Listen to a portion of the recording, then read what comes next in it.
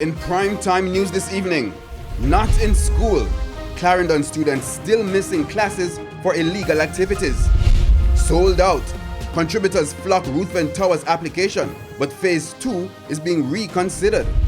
And inadequate. Opposition MPs criticize Resilience Fund for vulnerable Jamaicans.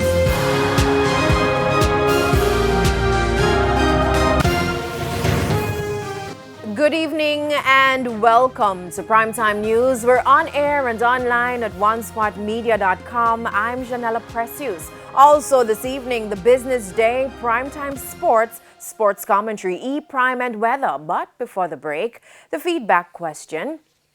And this evening, we're asking what's your reaction to news that applications for the NHT's Ruthven Towers have been oversubscribed.